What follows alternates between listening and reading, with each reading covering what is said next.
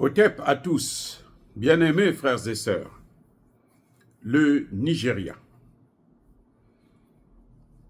Bola Tinubu, en fait, je crois que ce type-là, il se drogue un peu trop. Vous vous rendez compte, Monsieur Bola Tinubu était à Paris pour aller solliciter l'aide de la France afin que la France puisse venir l'aider à lutter contre le terrorisme dans son pays. Parce que je vous rappelle que le Nigeria qui fait la grande gueule contre les pays du Sahel, lorsqu'il s'agit des pays du Sahel, on entend le Nigeria essayer de taper sur la table. Il est lui-même menacé par le terrorisme depuis plusieurs années, avant même que ça ne commence dans le Sahel. Le Nigeria a été déjà attaqué. Jusqu'aujourd'hui, l'armée du Nigeria n'a jamais pu vaincre les terroristes. Elle n'a jamais pu mener une guerre efficace comme nous le voyons aujourd'hui au Burkina Faso, au Mali, au Niger. Chaque jour qui passe, des terroristes sont découverts, sont tués, sont assassinés, sont massacrés. Ce même Nigeria va solliciter l'aide de la France. Ils veulent même installer une base militaire française. En fait, c'était pour attaquer le Niger. Mais regardez ce qui se passe. Le Nigeria aujourd'hui consulte, demande l'aide de la Russie. Il faut être vraiment timbré. Le Nigeria sollicite la Russie pour que la Russie puisse l'aider à mettre, comment dirais-je, de l'ordre, à porter le calme dans le Sahel. Comment vous expliquer des choses pareilles? Le même Nigeria, qui voulait attaquer le Sahel, demande maintenant à la Russie de venir l'aider. Le Nigeria demande même, sollicite la Russie pour avoir une centrale nucléaire. Parce qu'elle a appris que au Burkina Faso, les Russes ont commencé les travaux pour la construction d'une centrale nucléaire civile. Donc le Nigeria se dit, mais c'est pas possible que des pays qui sont dits pauvres, des petits pays comme ça, se dotent de l'arme nucléaire, et nous, on est là, on n'a jamais eu cette arme-là. Vous savez, le problème du Nigeria, c'est que le Nigeria, c'est un quartier, un État des États-Unis d'Amérique. Les Nigériens se comportent exactement comme les États-Unis d'Amérique. Les Nigériens imitent. Ils vivent comme les Américains.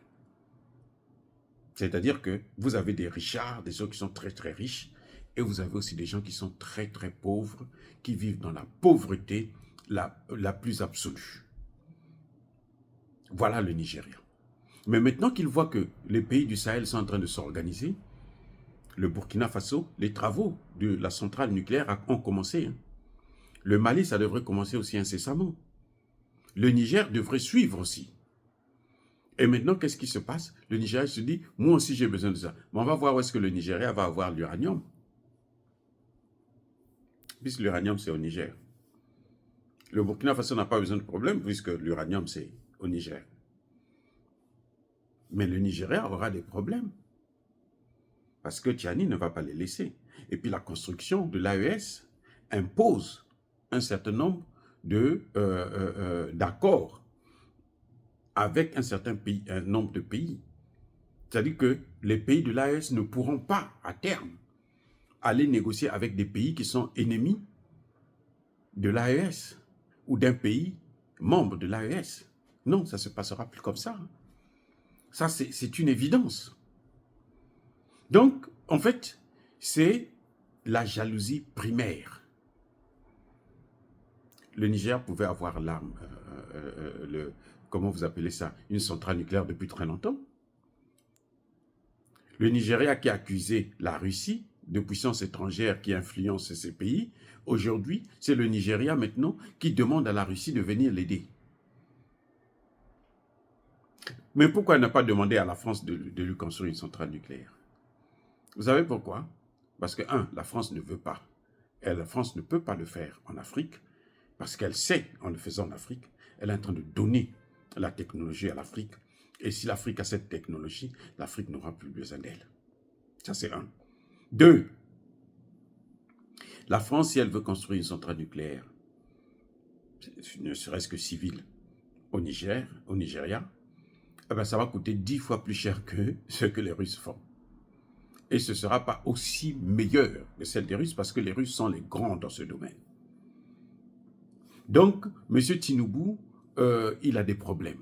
Il a des problèmes et je pense qu'il faut qu'il arrête de se droguer. Donc, il arrête de se droguer. S'il veut rentrer dans l'AES, il n'a qu'à se proclamer, se déclarer, et puis on va voir comment, dans quelle mesure, on peut travailler avec le Nigeria. Parce que là, c'est quand même ridicule. C'est-à-dire que il souffle le chaud et le froid. C'est-à-dire qu'il dit une chose et il dit le contraire.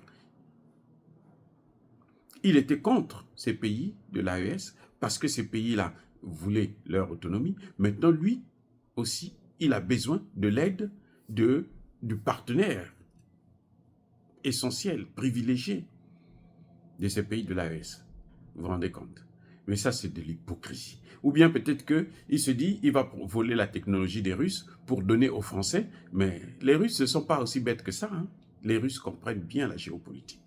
Si le Nigeria veut être toujours une grande puissance, elle a intérêt à changer son comportement de larbin des petits pays comme la France, comme les États-Unis. Parce que le Nigeria aujourd'hui, économiquement parlant, le Nigeria peut rivaliser avec la France. Donc, en fait, quand vous voyez les Nigériens, ils ont même un complexe d'infériorité face au leucoderme. Ils ont ce complexe-là. C'est ça qui est en train d'apparaître là. C'est ce complexe. Ils sont complexés. Malgré l'argent qu'ils ont, malgré les richesses, les millionnaires qu'ils ont, ils sont complexés. Déjà, le Nigeria, vous savez, il n'y a pas un pays où il y a une insécurité, mais alors grave en Afrique, comme ce qu'il y a au Nigeria. Et ce sont des escrocs, mais alors d'une manière incroyable. Bien aimés frères et sœurs, dire cela, c'est inciter à la haine ou à la violence. Non. Yaba, colère, V, Yamalembe. Et encore une fois de plus, soyez bénis, abondamment bénis par le Dieu de Kémit et par nos ancêtres angélisés. Mais que tous ceux qui persécutent le continent africain le pillent et le déstabilisent, qu'ils soient noirs, blancs, chinois, arabes, juifs, indiens ou qui qu'ils soient punis, maudits, foudroyés, neutralisés, écrasés, effacés par le Dieu de Kémit et par nos ancêtres angélisés. Vive l'Afrique éternelle, j'ai dit et j'assume.